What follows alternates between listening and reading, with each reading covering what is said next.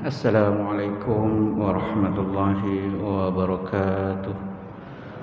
Alhamdulillahirabbil alamin wassalatu wassalamu ala asyrafil anbiya'i wal mursalin wa ala alihi wa sahbihi ajma'in. Rabbi israh li sadri wa yassir li amri wahlul 'uqdatam min lisani yafqahu qawli, amma ba'd.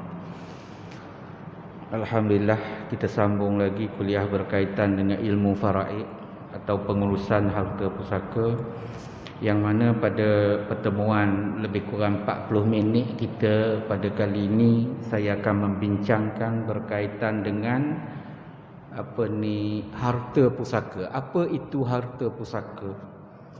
Yang kita duk sebut harta pusaka tu apa dia?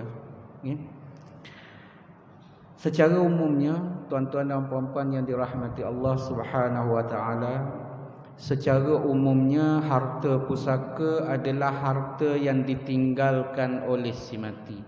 Itu secara umumnya. Secara yang lebih khusus, harta pusaka adalah harta yang ditinggalkan oleh si mati, yang mana harta berkenaan menjadi milik si mati pada masa dia hidup dan kekal pemilikan berkenaan sampai dia mati. Kalau tak kekal milik sampai mati, tak jadi. Maksud saya begini ya. Sebab itu saya kata harta pusaka, harta yang si mati tinggal masa hidup itu, harta berkenaan jadi milik dia, yang mana pemilikan itu kekal sampai dia mati. Jangan putus pemilikan itu. Maksudnya, kalaulah pagi tadi dia beli rantai, kan, seutas rantai, petang bagi kat isteri, malam meninggal, bukan lagi harta pusaka. Sebab tak kekal milik dia. Pagi orang kata, baru bagi gelang 1 jam tak aci. Mak mertua minta dengan isteri. Mana boleh dia kata. Tadi dia beli tak. Sebab harta berkenaan tak kekal sampai mati milik dia. Sebab ramai duk bergaduh di luar sana, tuan-tuan dan puan-puan yang dirahmati Allah, kerana berebut benda-benda yang macam ni lah. Mereka kurang jelas apa itu harta pusaka. Sebab kalau letak hanya tengok geran semata-mata, geran kereta ke, geran rumah ke, geran tanah ke, sijil saham ke, akaun bank ke, tak kira lah tuan-tuan dan puan-puan ya. Jadi harta berkenaan, kalaulah pagi dia dah jual sebidang tanah, dah jual dah, bayar terpulang lah. Nak bayar secara hutang, nak bayar secara tunai, nak bayar secara ansuran, itu teknikal bayar. Okay? Kan? Teknikal bayar. Tiba-tiba meninggal penjual, geran tanah tak serah lagi, masih nama dia, tapi bukan harta pusaka. Sebab tak kekal sampai mati kerana dia jual pagi tadi. Tapi kita duk bergaduh nama pada geran lah. Kan? Kena faham konsep harta pusaka dulu itu, tuan-tuan dan puan-puan, barulah kita jelas. Dalam Al-Quran tidak ditakrifkan secara khusus apa makna harta pusaka. Cuma tuan-tuan dan puan-puan boleh rujuk dalam surah An-Nisa ayat 11, 12 dan 176. Ada kalanya disebut ma taraka, ada kala disebut mimma taraka. Apa-apa yang awak tinggal, yang ada nilai harta. Yang kita bincang ni yang ada nilai harta. Kalau tinggal pangkat, tinggal apa itu tidak boleh diwarisi. Tinggal isteri tak boleh diwarisi. Memang tinggal juga. Kan tak boleh. Yang kita bincang soal ma itu kembali kepada harta. Jadi apa-apa harta yang ditinggalkan oleh si mati, yang mana harta berkenaan miliknya kekal sampai mati, itulah harta pusaka. Okey. Sebab apa nak faham dulu yang mana satu takrif pusaka atau bukan ini? Kerana harta yang diberi lepas mati bukan lagi milik si mati. Macam sumbangan orang ramai ketika ziarah jenazah. Kan? Mati baru ada sumbangan itu. Maka macam mana takrif tadi nak masuk? Sebab hartanya harta yang dia punya masa hidup, kekal sampai mati, barulah dipanggil harta pusaka. Sebab itu kalau faham makna, faham takrif, banyak yang boleh kita dah faham. Orang tanya, berkaitan dengan harta-harta yang lain. Pemberian kerajaan contohnya, pencen terbitan, gratuiti, golden handshake ataupun gantian cuti rehat. Macam mana statusnya? Sebab itu nak kena faham apa maksud harta pusaka. Supaya pembahagian secara faraid hanya menyentuh harta pusaka. Yang lain tak bincang dalam hukum faraid. Maksudnya sumbangan orang ramai tak termasuk harta pusaka yang diberi ketika ziarah jenazah. Ziarah sakit, harta pusaka. Sebab itu nak pisah dua tu.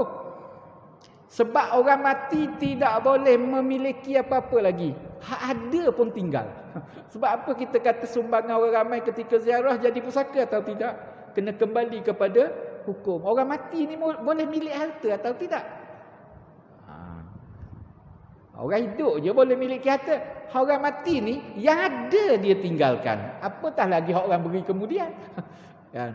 Itu. Sebab ramai duk tanya soalan yang mana kalau dia faham makna pusaka, mungkin soalan itu tak ditanyalah. Itu maksud saya. Okay? Tapi tanya tak salah pun untuk dapat penjelasan. Okey, baik tuan-tuan dan puan-puan yang dirahmati Allah Subhanahu Wa Taala. Okey. Baik.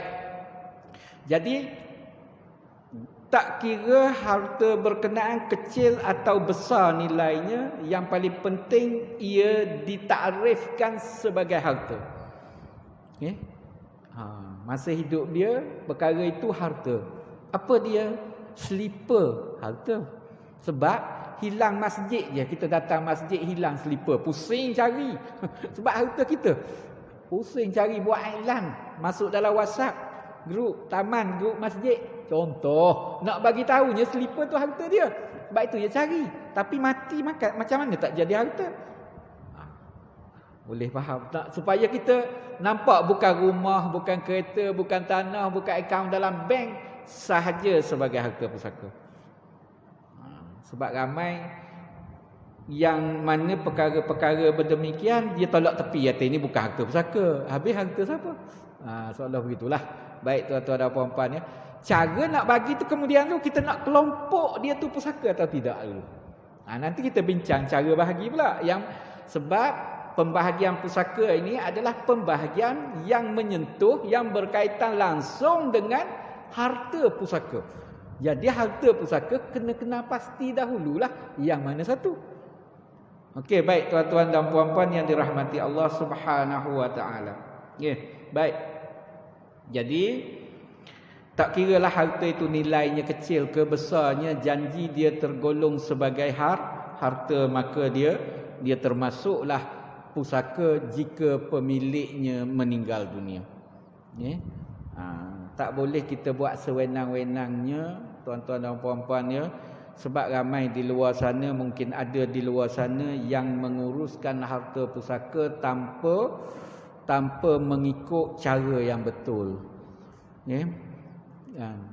Ada baju-baju suami atau baju isteri. Contoh kalau suami meninggal ada baju-baju, isteri ada adik-adik. Arwah abang ada tinggal baju, kau nak ambil lah. Macam mana tak tanya orang lain ke? Itu kita nak pergi tu. Itu kita nak kena tahu. Kan? Kat set kayu golf tu kau ambil lah dek, nak. Kakak tak nak pun. Betul lah. Tapi set kayu golf itu harta pusaka. Anak-anak dia tak tanya dah. Suami isteri berkenan atau ibu berkenan dia tak tanya dah anak-anak. Sebab anak masih umur 5-6 tahun. Bukan main golf pun. Kan? Dia tanya adik dia lah. Kan? Baju tu kau muat ke pakai? Kau ambil je lah.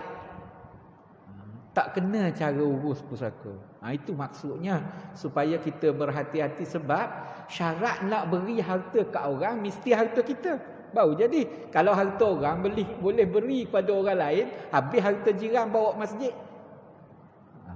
Tapi pusaka kita tak fikir begitulah tuan-tuan dan puan-puan ya, supaya ada tata cara pengendalian. Bukan tak boleh beri, tapi ada caranya. Jangan buat berlebih kurang. Dia kata berapa ringgit sangat nilainya, tak kiralah berapa ringgit pun. Kalau baju itu nilainya RM10, RM10 lah. Kalau RM10, RM8, isteri hanya RM1. Kalau ada anak-anak lah. RM7 lagi hak anak-anak. Bayangkan 10 helai baju. Kan 10 2 set kayu golf. Contohnya tuan-tuan dan puan-puan ya. Jadi bagaimana kita menguruskan harta itu? Kan? Sebab kita nak buat tu memanglah niat kita cukup baik, cukup bagus. Nak menghadiahkan pahala kepada arwah. Bagus niatnya. Alhamdulillah. Tetapi biar kena caranya baru berpahala. Kan kalau tak kena cara tak ada pahala dari segi SOP-nya lah. Dari segi Allah Subhanahu Taala nak beri, Allah Maha berkuasa lah. Allah Maha pemurah lah. Tapi SOP kena patuh dulu. Sebab itu kita sembahyang ikut SOP dia. Mula ambil dengan wuduk. Wuduk pula ikut cara dia. Tak boleh nak start basuh kaki dulu, baru basuh kepala. Tak boleh. Sebab apa tak boleh tu? Sebab ada tata cara dia. Barulah sah dikatakan sembahyang tu. Menghadap kiblatnya cukup, rukun cukup apa semua, barulah sah. Sedangkan boleh tak kita nak jawab? Tak apalah, Allah Ta'ala nak beri pahala, dia beri juga. Boleh ke nak jawab begitu? Wuduk tak ada, sembahyang menghadap ke mana-mana. Begitulah bahagi pusaka. Mengapa kita boleh kata tak apa, nak hadiah pahala ke arwah kan? Sedangkan caranya tak ikut. Kan? Saya selalu ibarat senang dengan rapat dengan kita begitulah tuan-tuan dan puan-puan ya. Sebab selalu itulah. Takkan salah ke? Salah ke? Kan kita buat itu nak buat sedekah ke arwah. Tak salah sedekah itu. Salahnya kerana guna harta sedekah itu harta orang ramai. Orang ramai ni bukan harta kita seorang lah. Pusaka bukan harta seorang lagi. Kecuali dia tunggal-tunggal, itu cerita lain lah. Pusaka bukan harta seorang. Kalau harta seorang senang cerita. Dia melibatkan ramai pemilikan. Apatah lagi kalau ada anak yatim. Lagilah kena berhati-hati tuan-tuan dan puan-puan ya. Okey, baik. Jadi berdasarkan makna itu, definisi itu, kalau dalam mazhab Syafi'i kita mentakrifkan, kalau kita baca kitab Nihayatul Muhtaj karangan Imam Sihabuddin Ar-Ramli, salah seorang ulama besar dalam mazhab Syafi'i selain daripada Ar-Rafi'i, An-Nawawi dan selain daripada itulah termasuklah Imam Ar-Ramli dalam kitabnya Nihayatul Muhtaj mentakrifkan harta pusaka adalah semua harta peninggalan si mati, termasuklah hak-hak yang masuk selepas kematian dia. Seperti contohnya apa-apa yang sangkut pada pukat yang diusahakan masa mati. Orang dululah dia buat ibarat pukat lah. Seorang ini contohnya sekarang ini musim tengkujuh. Kalau kita buka ramai orang pergi memukat, orang panggil kan? Memukat. Ya, musim tengkujuh. Jika dia rentang pukat dia tu, kemudian duduk di darat, meninggal. Contohnya lah, tinggal. Takkan letak pukat terus angkat. Tak, itu menjala, lain cerita. Yang memukat ni. Okay? Dia rentang, rehat dulu 2-3 jam, baru nak pergi tengok balik. Atau 4 jam, atau ada tu pagi besok pergi tengok. Apa-apa yang sangkut pada pukat itu, harta pusaka, kalau tuannya meninggal dunia pada ketika menunggu lepas dia memukat tu. Itu takrif dalam mazhab Syafi'i.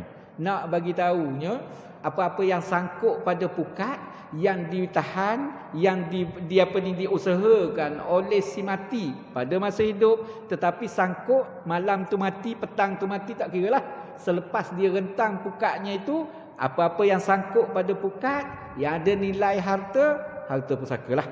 Sampah bukanlah yang tak bernilai, yang bernilai menurut hukum syarak. Sampai ke situ ulama bahas. Sebab ikan keli sekilo berapa? Ikan haruan sekilo berapa? Hak liar tu 340 sekilo. Tiba-tiba kalau sangkut 3 ekor haruan 2 kilo, dah RM60. Pukat tu harta pusaka lah. Ikan tu. Ulama di daerah atau ni di kawasan Asia Tenggara atau Nusantara ini, kalau kita baca kitab-kitab karangan apa ni ulama Nusantara dahulu, dia mengibaratkan termasuklah tuak Arab yang menjadi cuka. harta pusaka. Okay. Tua atau arak tua yang menjadi cuka kan. Orang Pantai Timur selalu yang mengambil air nira kelapa, air nira nipah. Kalau di sebelah negara Arab tu air nira buah kurma tu lah, air nira. Air nira berkenaan dia tak jual, tapi dia peram untuk dijadikan cuka. Sebelum menjadi cuka dia menjadi arak dulu, atau orang panggil nabis. Okay? Orang sini panggil tuak lah. Tuak. Dah jadi tuak tak boleh minum, haram jual. Masa tu matinya. Pemunyanya masa itulah yang meninggal dunia ketika itu. Kemudian 2-3 hari lepas itu yang diperam tadi menjadi cuka. Itu harta pusaka. Ulama dah mahal cuka kan, cuka nipah mahal. Satu botol besar ni dah RM4, RM5. Bayangkan kalau satu tempayan. Contohnya tuan-tuan dan puan-puan ya, ulama mentakrifkan harta pusaka. Apatah lagi hak ada dah, yang dah ada dah. Yang hasil usaha dia. Okey, baik tuan-tuan dan puan-puan.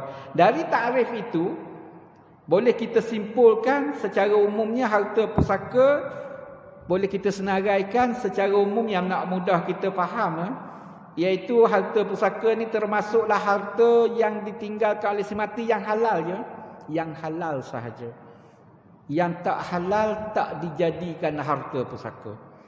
Kena bersihkan yang itu. Okay? Ada yang kata, boleh tak kita nak sedekahkan?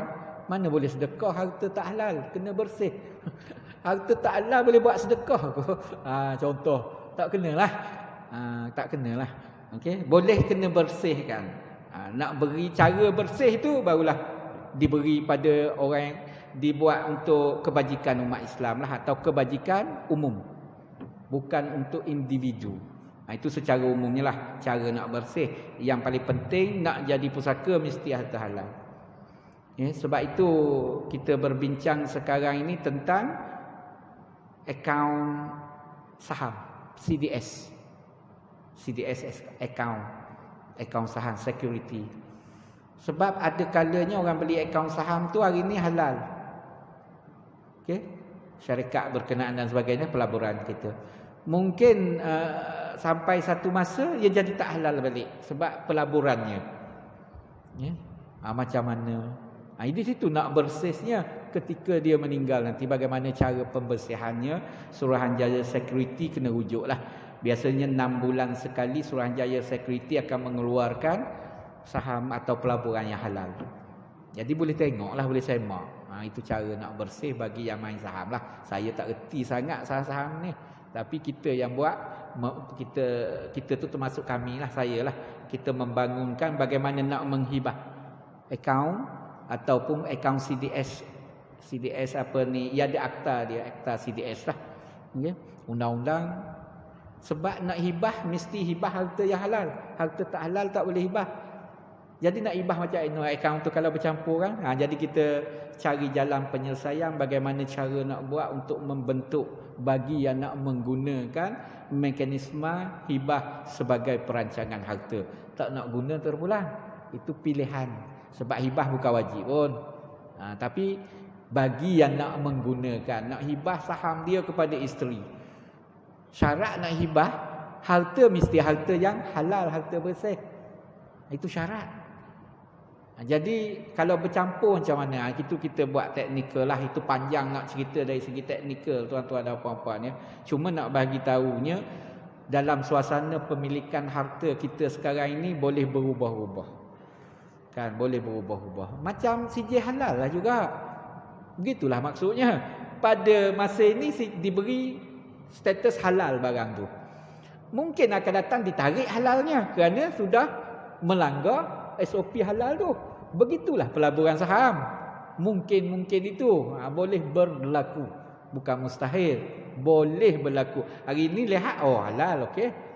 Mungkin akan datang bertukarnya, dilaburkan kepada tempat-tempat yang tertentu yang boleh membawa percampuran halal tak halal. Wallahu a'lam.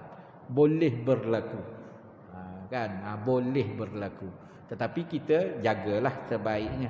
Okey, baik tuan-tuan dan puan-puan yang dirahmati Allah Subhanahu wa taala. sewaan yang belum dijelaskan. Sewa yang belum dijelaskan kepada si mati ke atas harta yang disewanya, juga harta pusaka jika penjelasan sewaan itu dibayar selepas mati. Okey. Sebab ada sewa tertunggak. Kan? Tiba-tiba pemilik rumah sewa meninggal. Ya? Rumah tu harta pusaka dah, harta rumah sewa tu. Bayaran sewa orang datang bayar ni. Oh, saya ada tertunggak 3 bulan tak bayar sewa arwah. Sekarang ini saya nak bayar. Isteri kata tak apa, bayar kat saya pun boleh. Harta tu harta pusaka tu. Jangan isteri masuk dalam beg dia senyap, atau suami masuk beg dia senyap, atau alung, anak yang sulung biasanya masuk dalam beg dia, buat tak tahu je. Ya tu siapa tahu? Dia bayar kat kita kan? Okey. Itu nak supaya hati-hati. Begitulah sekiranya rumah berkenaan belum ditentukan siapa lagi pemilik selepas mati, jika dibuat sewa, jika dibuat homestay dan sebagainya, jika waris tidak menentukan siapa yang layak ambil itu, tak tolak menolak lagi, maka selama itulah ia jadi pusaka hasilnya. Ya, ke mana perginya? 3-4 sebulan. Kalau waris-waris kita tak apa, mak, duit rumah sewa hak ayah tinggal tu mak ambil. Abang Long kata, Kak Ngah macam mana? Kak Ngah kata mak ambil. Acik macam mana? Acik kata pun mak ambil. Kan? Yang itu tak timbul isu lah. Sebab itu saya kata selama mana belum dilepaskan oleh masing-masing. Jadi mak seorang boleh ambil. Sebab itu suruh bincang dulu. Hasil sewa, kalau tak buat sewa rugilah rumah kosong begitu. Kalau kita buat sewa adalah juga hasilnya. Jadi macam mana ni? Oh, sewa. Habis hasil sewa macam mana? Kami nak juga mak. Yang ni nak juga, yang ni nak juga. Bahagi ikut pusaka lah. Sebab itu penting nak tahu tu. Jangan terus ambil, oh bukan orang lain harta. Rumah sewa suami saya kan, saya lah punya. Nanti dulu tuan-tuan dan puan-puan ya. Rumah sewa isteri saya kan, saya lah yang punya. Jangan. Hak lain tu ada lagi. Nanti hasilnya. Kena bincang secara yang damai lah sebaiknya. Okay? Okay, baik tuan-tuan dan puan-puan yang dirahmati Allah. Hutang-hutang si mati yang dibayar selepas matinya si mati. Okay? Hutang si mati yang mana orang berhutang dengan si mati pada masa hidup dia, tapi tak bayar lagi, mati dah orang itu, maka orang datang nak bayar hutang, harta pusaka.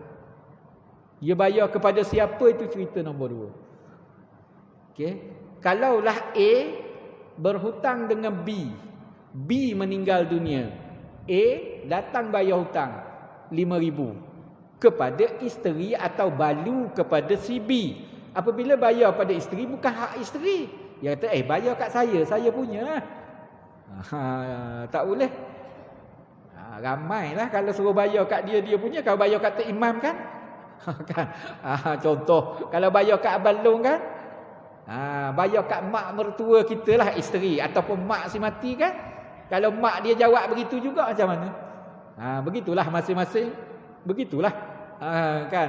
Kalau bayar kat mak si mati, mak kata, bayar kat saya punya lah. Kita pula nak marah. Sama je. Konsepnya sama je. Kan? Sama je. Okey. Jadi tak kiralah banyak mana hutang tu, wallahu alam lah. Kalau ramai orang berhutang, ada yang ramai beribu-ribu, berpuluh ribu rupanya hutang. Orang tu berhutang dengan dia. Bila meninggal dapat tahu, ramai orang datang bayar hutang kan. Nanti kita bincang macam mana pula kalau B berhutang dengan A, B pula mati. Siapa pula nak tolong bayar? Yang tu nanti kita bincang pula. Yang sekarang ini kita nak kumpulkan harta pusaka dulu. Jadi orang datang bayar hutang, yang ni datang bayar 5,000, yang ni datang bayar 10,000, yang ni datang bayar 2,000. Himpun atau catat. Okay? Buat satu pool atau akaun, kata pulanglah. Itu teknikal pengurusan supaya harta berkenaan adalah harta pusaka. Apabila harta pusaka, ia boleh digunakan untuk bayar hutang balik. Ia boleh digunakan untuk selesaikan hutang-hutang si mati pula. Itu tujuan tu. Nanti dia kata si mati ni banyaklah hutang. Duit tak ada, apa tak ada. Habis orang yang dah bayar hutang, oh ya bayar kat saya, itu saya punya. Tak boleh lah. Itu tujuannya supaya harta berkenaan digunakan mengikut aturan faraid yang kita akan lihat nanti. Aturan pembahagian pusaka atau aturan hak yang perlu ditunaikan ke atas harta pusaka. Harta pusaka ni ada hak ya, tuan-tuan dan puan-puan, dia ada hak dia. Waris, hak waris last sekali. Hak yang pertama ia panggil tajahizul mayyit, kos pengurusan jenazah. Yang kedua qada'u duyunihi au duyuniha, bayar hutang-hutang si mati. Kalau si mati tu lelaki, lelakilah. Kalau si mati tu perempuan, perempuan. Yang ketiga tanfizu wasayahu, laksanakan wasiat-wasiat si mati menggunakan harta dia.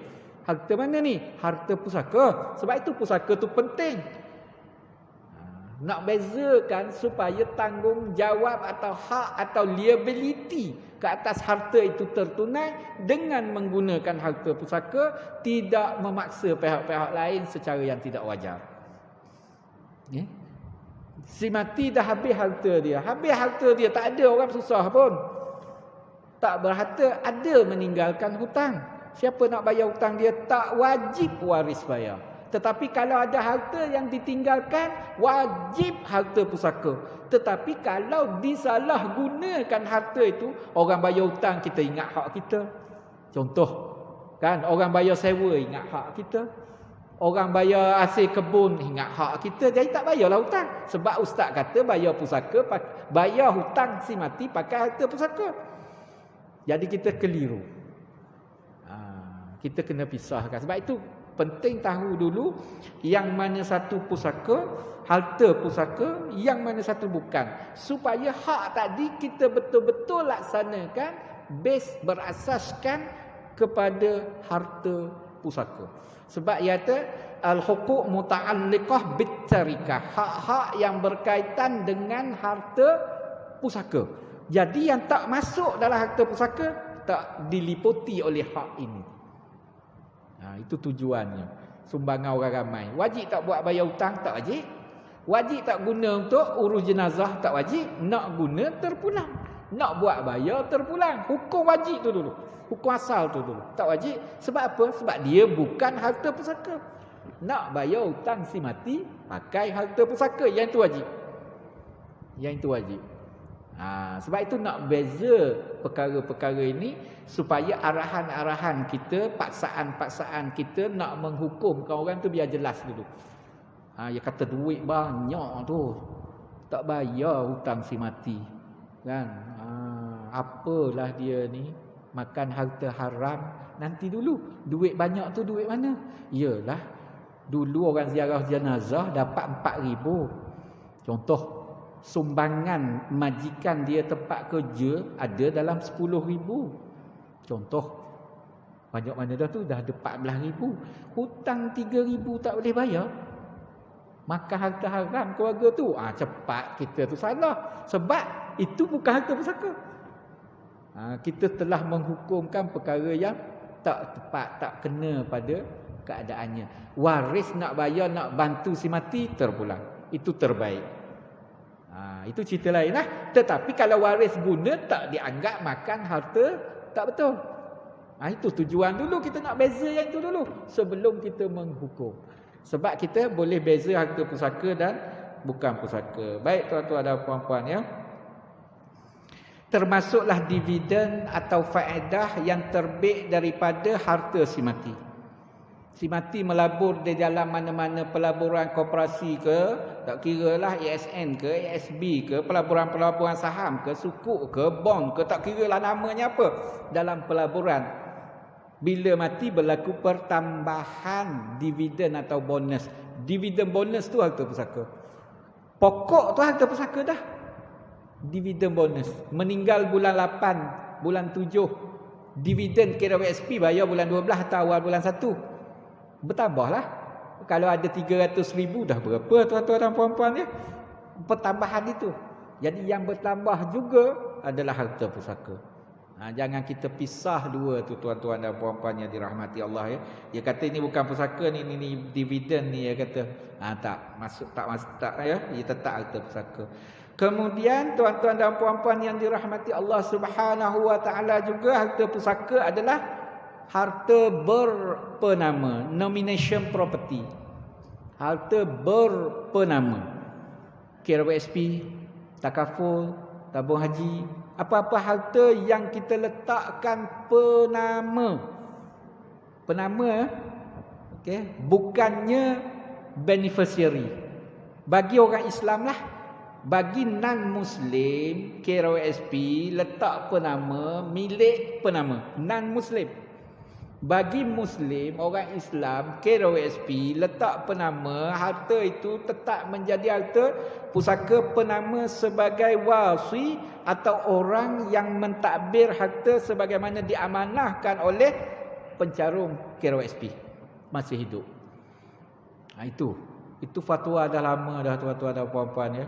Jadi ramai lagi orang duk tanya KWSP ni harta pusaka tak? Harta pusaka. Habis dia bayar pada saya. Saya macam ibarat tadilah, orang bayar hutang tadilah. Dia bayar kepada anak ini, terus dia kata hak dia, letihlah nyai orang lain. Kan? Abang long umur 25, adik abang su umur 3 tahun. Orang bayar hutang memang bayar kepada abang long. Kenapa jangan abang su ni? Kalau kira bayar itu jadi harta dia. Kan?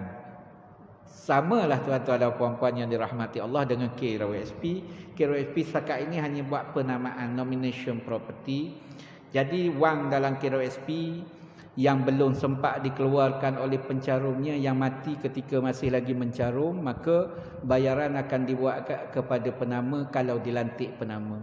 Dan selepas daripada pindaan kepada peraturan-peraturan KWSP dan Akta KWSP 1991, maka pada tahun 2017 penama hanya orang sahaja boleh dinamakan, orang.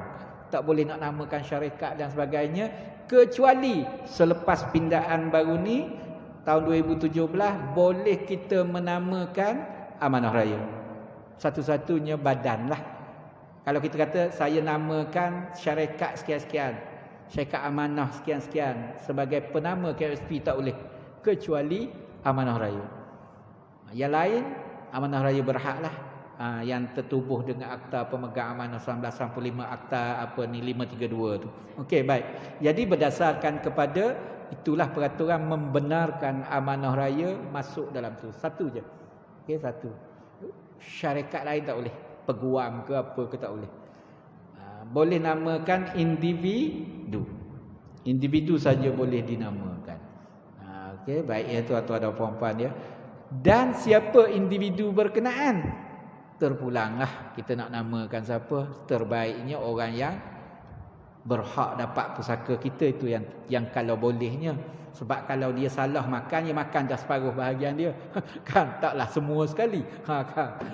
Bukan begitu, dekat hubungan, mudah berurusan. Itu tujuannya. Okey. Baik tuan-tuan dan puan-puan yang dirahmati Allah Subhanahu Wa Taala.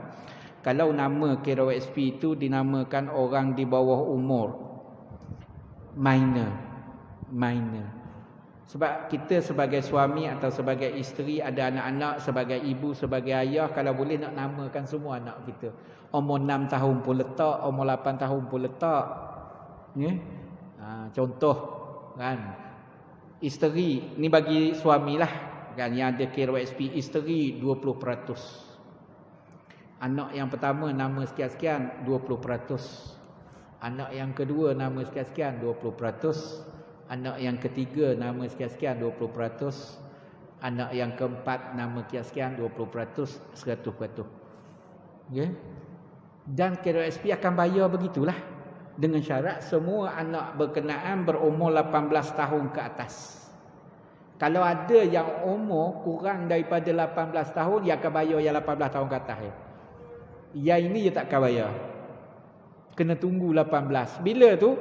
Jika hanya 1 tahun lagi nak cukup 18. Jika lama masanya kena tunggu, KWSP akan batalkan terus. Ia akan bayar kepada pentadbir harta pusaka. Biasalah. Jadi namakan apa orang bawah umur? kita boleh pantau lah dari semasa ke semasa. Mungkin kita namakan ini, kita beranggapan insya-Allah panjang umur, murah rezeki kita, panjang umur anak itu dah umur 18, tak ada masalah. Cuma nak bagi tahu teknikal pengurusan, nak bagi tahunya KRSP pun dah faham bahawa harta itu harta pusaka. Sebab itu ya serah pada pentadbir bahagi. Sebab kalau serah kat waris pun kena bagi ikut pusaka juga. Jadi masing-masing kena kumpul balik agih ikut pusaka. Bukan agih ikut pusaka, menjadi harta pusaka. Nak agih kemudian. Sebab kalau ada hutang, boleh digunakan untuk bayar hutang dulu. Kalau ada baki lagi baru agih. Nak bagi tahunya dia menjadi harta pusaka. Kemudian kalau tu boleh kena bahagikan mengikut pembahagian pusaka. Walaupun 5 orang itu sahaja penamanya. Sedangkan si mati ada mak, si mati ada ayah, tetap layak dapat. Dia tetap layak dapat harta berkenaan walaupun tidak ada nama dalam KRSP itu. Okey, baik tuan-tuan dan puan-puan ya. Namun demikian kalau sekiranya rujuk kepada takaful Islamic insurance. Okey. Kena ambil perhatianlah. Sebab takaful boleh dua sekarang ini. Sama ada nak buat secara nomination, penamaan, atau nak buat hibah bersyarat, hibah. Dia ada dua. Sebab itu kalau saya orang bertanya takaful pusaka atau bukan, saya kena tanya dululah. Kan? Yang mengambil takaful berkenaan, yang mencarum atau yang melanggan atau yang menyumbang dalam takaful berkenaan, manfaat takaful berkenaan, adakah dia buat penamaan atau adakah dia buat hibah? Kena tanya dulu soalan tu sebelum boleh jawab pusaka atau tidak. Sebab ada dua dah sekarang. Dulu ada satu, senang jawab. Bermulanya kelulusan Akta Perkhidmatan Kewangan Islam 2013 Akta 759, maka bermulalah pengamalan takaful dalam pengamalan hibah dalam takaful. Okey. Rujuk kepada jadual ke-10 lah dalam akta berkenaan membenarkan penyumbang takaful. Takaful kita panggil sumbang ya. Kalau beli salah mana boleh beli. Kan? Itu konvensional. Beli takaful. Istilah tu silap. Bukan tak boleh beli, tak boleh. Istilah biar guna istilah tepat lah. Bagi saya takaful tak boleh beli. Mana boleh beli benda tak tahu apa kan? Akan datang pula dapatnya, mana boleh beli. Kalau kita tak panggil beli, kita menyumbang, saling membantu di antara mana-mana pihak lah. Musibah orang ni bantu. Kita panggil menyumbang. Sebab itu kita panggil manfaat takaful. Boleh dihibah.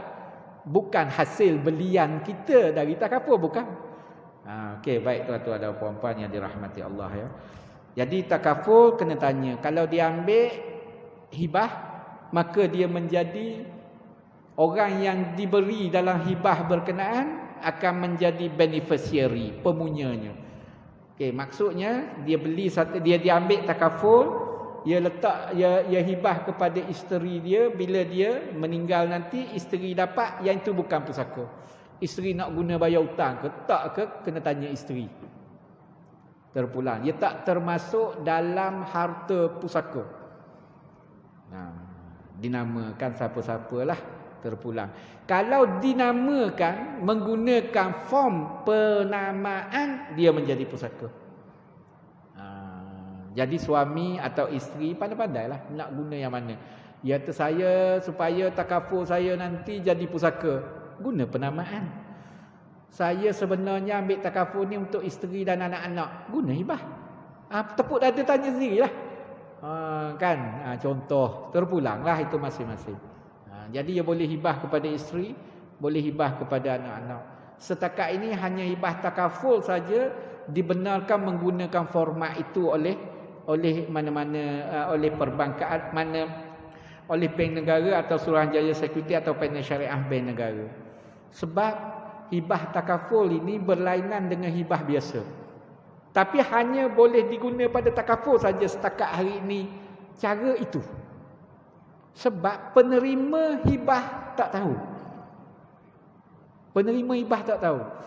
Dari segi hibah biasa, mana boleh penerima tak tahu? Sebab mana ada ijab kabul?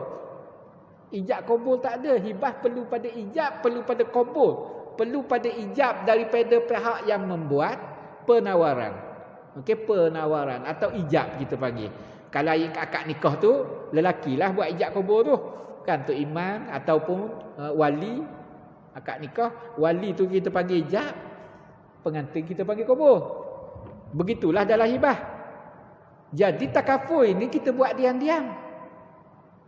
Sebab ada kemaslahatan. Kalau kita iklan kita buat hibah, tapi tak ada masalah pun, ramai pun bagi tahu di luar sana.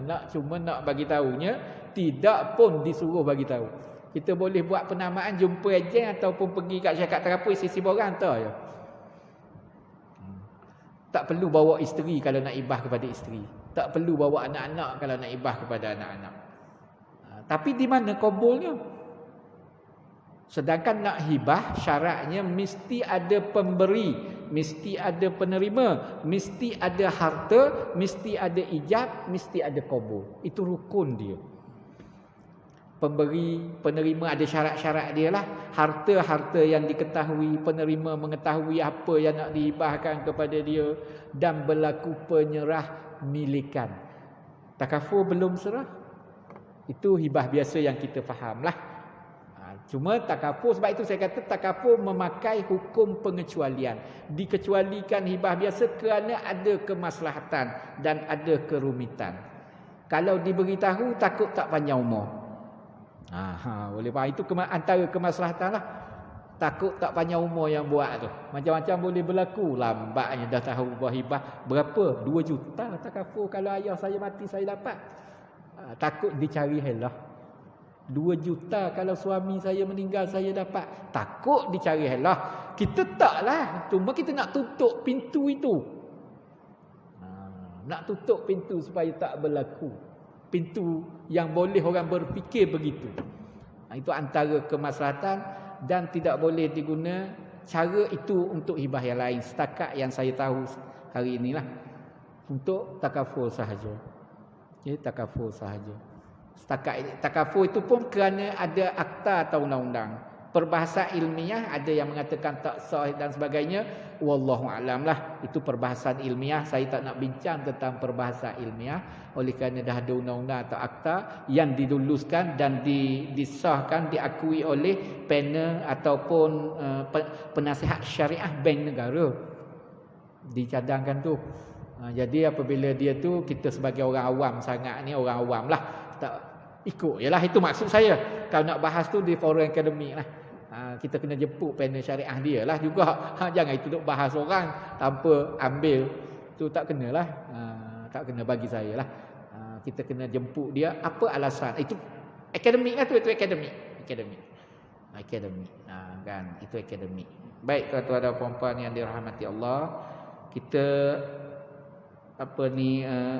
berkaitan dengan baru masuk harta pusaka. Okey. Barang yang lahir daripada usaha si mati juga harta pusaka lah, yang dapat lepas mati, sebagai saya buat contoh tadi, iaitu hasil ikan dan sebagainya. Okey. Itu baru masuk kategori harta pusaka. Saya tak perinci lagi ni tuan-tuan dan puan-puan ya. Pencen terbitan, pencen terbitan, nanti kita akan perinci, akan datang. Okey, boleh tuan-tuan dan puan-puan ya. Kita perinci akan datang. Kalau kita sambung yang itu sejam lagi pula lah. Kan? Sebelum masuk waktu, okey, kita ada seminit lagi. Belum masuk waktu, ada soalan daripada tuan-tuan dan puan-puan? Sila lagi.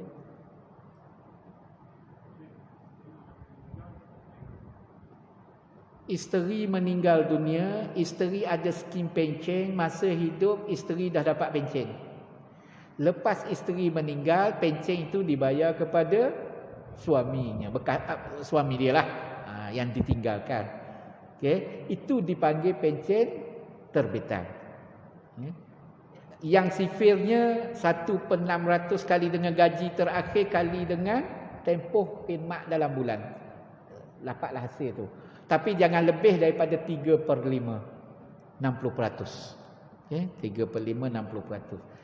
Yang dibayar selepas mati, pihak-pihak, kalau government servant, government lah bayar. yang dibayar kepada suami ataupun isteri selepas daripada pesara meninggal dunia, itulah pencen terbitan. Pencen yang dibayar kepada pesara itu pencen biasa. Dan pencen itu kalau disimpan dalam akaun tak belanja, itu harta pusaka. Okey. Lepas daripada itu dibayar kepada suami atau anak-anak di bawah umur 21 tahun, dibayar kepada mereka, hak mereka tak masuk harta pusaka. Jadi terpulanglah kepada mereka nak guna bagaimana harta itu sebab harta dia. Dia nak guna bayar hutang boleh, tak nak terpulang. Okey, wallahu alam. Sila. Ya. Ya. Okey. Okey, kita sambung nanti insya-Allah. Okey, saya mohon maaf kepada tuan-tuan dan puan-puan. Kita beri kepada laluan azan lah. Nanti insya-Allah kita sambung sekali lagi, perjumpaan akan datang. Okey, ada salah silap saya mohon maaf. Aku qauli hadza wa astaghfirullahalazim wa lakum. Wa billahi taufiq wal hidayah. Wassalamualaikum warahmatullahi wabarakatuh. Apa?